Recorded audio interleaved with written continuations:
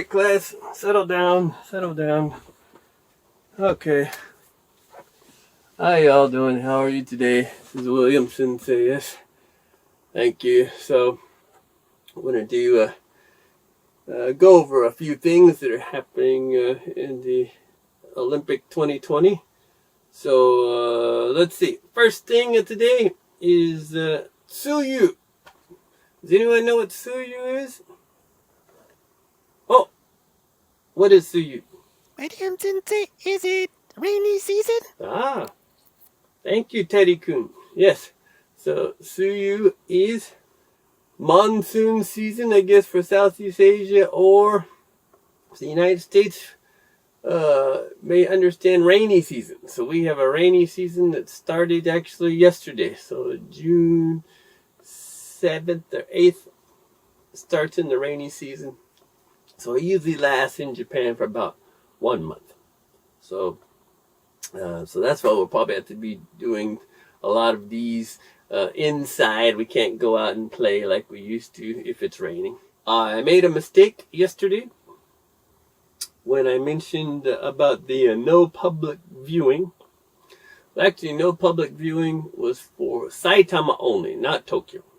So Saitama declared that they will not have any public viewing sessions. So Tokyo is yet to say that that's what they want to do, but it's probably a good idea. Okay. Now, anybody have any questions before we move forward? Oh, okay. Teddy-kun, what is your question? William Sensei, are the Olympics really gonna happen? Oh, okay, that's a good question. So, yes, the Olympic movement, the poll yesterday was about 50% of the people said that they believe the Olympics will happen in Japan. Now, still, the percentage is about 60% that don't want the Olympics to happen. But I think 50% of people are thinking, yeah, the Olympics are going to happen. So, yeah, that's where we are at the moment. Okay. So, let me give you some more information on what the government is telling us. So, the key word is they always keep using safe and secure games. So, safe and secure. But they have not really detailed what is this safe and secure. We had a special about the procedures for people coming into Japan. Now, I was hoping that they would have the newest playbook or the final playbook out in June, as they said, but it has not come out yet. So that final playbook, once that comes out, I will be able to give you some more definite information of what they plan to do for the Olympics. It's an update. Now, I'm a field cast, right? But there's also city cast. So city cast members are about 40,000 people. And the recent numbers is about 4,000 of them have already pulled out. They don't want to do it anymore. So, yeah, that's waning. And for the field cast, I think we had 80,000, and now it's 70,000. So the numbers are dropping there, and it probably may drop some more depending on how the coronavirus is being handled closer to July. Oh, and I think a few days ago I mentioned about one of the Japanese committee members who talked about the Olympics taking place. And she is Kaori Yamaguchi. And Yamaguchi-san was a judo bronze medalist in Seoul 1988. So she had mentioned on Friday, which we did mention about, that Japan, or her nation, had been cornered into pressing ahead with the games and accused the JOC of riding roughshod over public opinion. So riding roughshod over public opinion. So that means not taking what the public wants to do and just letting basically the IOC run the whole thing. So, and of course, what it comes down to, as you know, is, what does this stand for? Anybody know? Oh, look, Teddy-kun, what is it? Money, William Sensei. Money. So I think the key figure is money. They'll lose, I think, $12 billion, if they don't have the Olympics. And then plus all the sponsorship money from the television contracts, from all the different places around the world. I think the United States, it's under NBC.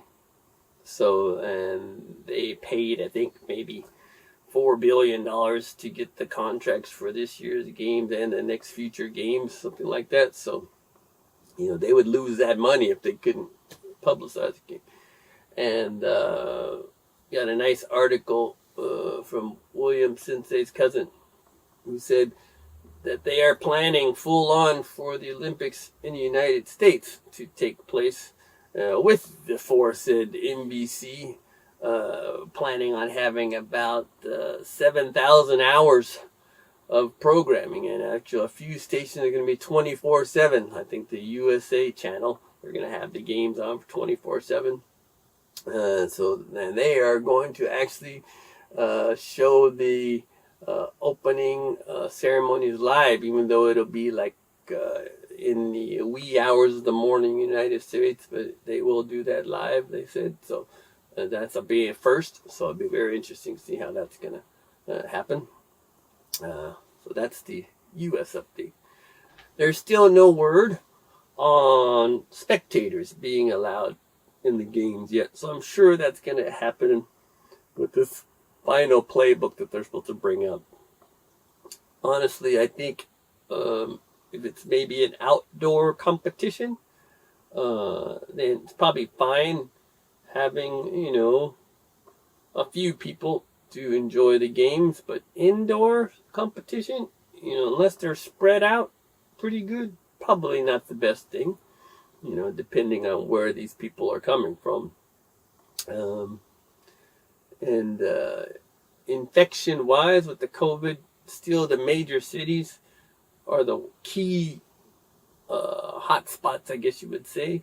But also now in Okinawa, they're having a horrible time because during the Golden Week holiday, which is like a 5-day holiday in Japan, in May, many people, since they can't go out abroad, they went down to Okinawa because they have lovely islands and the resort atmosphere down there. So everyone went down there, and boom, as soon as that's over with, the numbers have risen crazy. So they're having to close down schools now. It seems like the younger children, like elementary and junior high school kids, are getting affected a lot. So that's bad.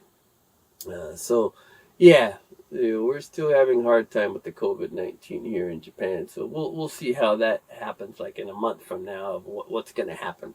But as I said before, the games are going to push on until they can't push anymore. So that's the thing. All right. Okay. So that'll be all for today. And tomorrow we're going to do a little special about the sports that are actually not taking place in Tokyo. Even though it's the Tokyo 2020 games, there's a few sports, or more than a few sports, that aren't even taking place here. And I'll show those for you tomorrow. Oh, but I almost forgot. How many more days to go before the Olympics? Oh, Teddy Kun knows. Okay, ready? Go, Teddy. 45 days to go. 45 days to go. 40, 40, 40, 40, 45, 5, 5, 5. Yeah, all right. Good, Teddy. All right. So the 45 days to go before the Olympics. And we are getting excited, definitely. And so, as I said before, be safe out there. Cover up. Keep the COVID-19, Shingata Corona rules away from you. And we'll see you again tomorrow. Okay. Bye-bye.